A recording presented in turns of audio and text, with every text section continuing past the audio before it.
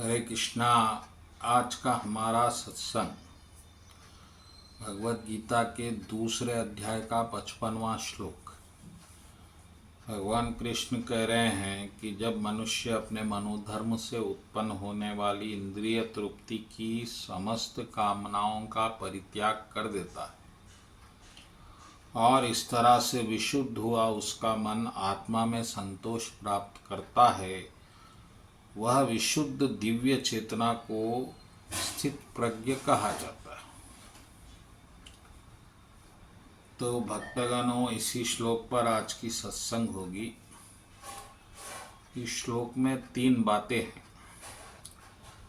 पहली बात है मनोवासना, यानी मन की वासना। दूसरी है विशुद्ध, वासनाओं से मुक्त हुआ मन। तीसरी है स्थित प्रज्ञ, यानी कि परफेक्ट। अब हम सब मनोवासना वाले लोग हैं, क्योंकि जैसा हमारे मन की वासना है हम उसी प्रकार सुखी होने का प्रयत्न कर रहे हैं। किसी को अच्छी वासनाएं हैं, किसी को बुरी वासनाएं हैं, और अच्छी वासना वाला अच्छा कर रहा है, बुरी वासना वाला बुरा कर रहा है। लेकिन भगवान कह रहे हैं कि सभी मनोवासनाओं से मुक्त हुआ पुरुष ही सिद्ध है। यानी वासनाएं चाहे अच्छी हो या बुरी हो, मन को अशुद्ध करती है। यानी जो मन का स्वाभाविक संतोष है वो नष्ट हो जाता है। इसके लिए मैं आपको एक उदाहरण देता हूँ। हमारा मन किसी स्क्रीन के समान है, पर्दे के समान। टीवी का पर्दा होता है, थिएटर का पर्दा होता है, वो शुद्ध है। अब उस पर आप अच्छी चित्र डालेंगे तो भी वो फिर उसकी जो स्वाभाविकता है वो खो जाएगी। जब पिक्चर चलेगी तो पर्दा नहीं रहेगा, दिखेगा नहीं। बुरी चित्र भी डालेंगे तो भी वो अपनी शुद्धता खो देता है। इसी प्रकार मन की वासनाएं जब करती है क्रिया इंद्रियों के द्वारा, तो मन जो है अपना स्वाभाविक सुख स्वभाव खो देता है। यानी इसका ये अर्थ है कि आप पहले से ही सुखी हैं, आनंदित है पहले से। देखिए, आनंदित होने के लिए, हम सुखी होने के लिए हमने वासना का आधार लिया। जैसा आपको मीठा खाने की वासना है, तो फिर वो वासना की पूर्ति के लिए आपने मीठा खाया। लेकिन अगर आप बिना मीठे के पहले से ही संतोष में हैं तो मीठा खाने की आवश्यकता नहीं पड़ेगी।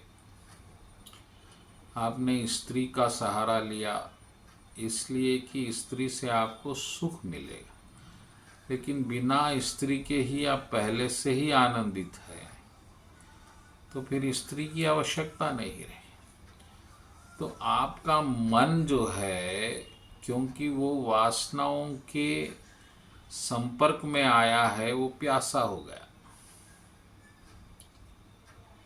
देखिए, आपने शरीर को बहुत कष्ट दिया, धूप में चल रहे हैं, तो फिर आपको पसीना प्यास लगेगी, और अगर आप धूप में नहीं चले होते तो प्यास नहीं लगती।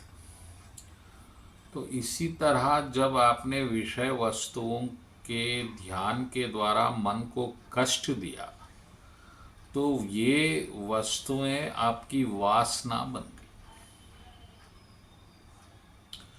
अब वासना बन गई तो फिर उसकी पूर्ति आवश्यक है। यानी कि कृष्ण भगवान जो सूत्र बता रहे हैं कि मन जब किसी वस्तु का, विषय वस्तु का ध्यान करता है, इंद्रिय वस्तु का, जैसा आँख को बहुत सुंदर देखना पसंद है, तो वो अगर बार बार मन को किसी सुंदर वस्तु पे लगाएगा तो उसको फिर मन को वहाँ पर आसक्ति हो जाएगी, वो उससे चिपकेगा, चिपकने का प्रयत्न करेगा पाने का। मन नहीं लगाया तो नहीं करेगा। तो मन जब विषय वस्तुओं में, यानी ये आँख, कान, नाक, जीहा, लिंग के वस्तुओं में, इसको सुख प्रदान करने वाली वस्तुओं का बार बार ध्यान करता है, तो फिर वो उसमें आसक्ति पैदा होती है, इच्छा पैदा होती है, फिर उसे पाने के लिए आप दौड़ते हैं और फिर कर्म का चक्र शुरू हो जाता है। उसको पाने के लिए आपको कर्म करना होगा और फिर कर्म के फल होते हैं। इसी तरह ये चक्र बनता है। तो कृष्ण कह रहे हैं कि जरा समझिए कि अगर आपने सब वासनाओं को निकाल दिया, अब आपको कुछ नहीं चाहिए, ना आँख से, ना जीहा से, ना कान से, ना लिंग से, ना श्वास से, खुशबू से, फिर जो मन की स्थिति बनेगी अपने आप में रहने से, वो जो संतोष होगा वो आत्मा का संतोष होगा। आप तो ऐसा रखते नहीं हैं, आप मन को कहीं ना कहीं कोई ना कोई क्रिया में फंसा के रखते हैं, उसको आप कभी समय देते ही नहीं। तो मन को यहाँ से हटा के मन को अपने आप में रखने का नाम ही ध्यान है। अगर आप इस तरह करने में सफल हो गए तो आप सिद्ध हो गए। फिर ये वस्तुएं आपसे कुछ करवा नहीं सकती। ये इस श्लोक का अर्थ है, बहुत महत्वपूर्ण है। इसे जीवन में उतारिए, अपने आप को निर्भर मत बनाइए। इंद्रियां आपको दास बनाती है। अब बार बार शराब का ध्यान करेंगे तो शराबी बनेंगे, फिर आप शराब के दास बन जाएंगे। बार बार लिंग का ध्यान करेंगे तो फिर स्त्री या पुरुष के दास बन जाएंगे। और बार बार आँखों का तो अच्छी वस्तुएं देखने के लिए उसके दास बन जाएंगे। कान में संगीत के दास बन जाए, कहीं ना कहीं दास बनेंगे, स्वामी नहीं। और आदमी दासत्व में प्रसन्न नहीं रहता, स्वामित्व में प्रसन्न रहता। तो इस बात पे ध्यान देना है और आपको खुद का स्वामी बनना है, खुद का दास नहीं। ये कृष्ण भगवान, और खुद का स्वामी आप बन गए तो आप सिद्ध।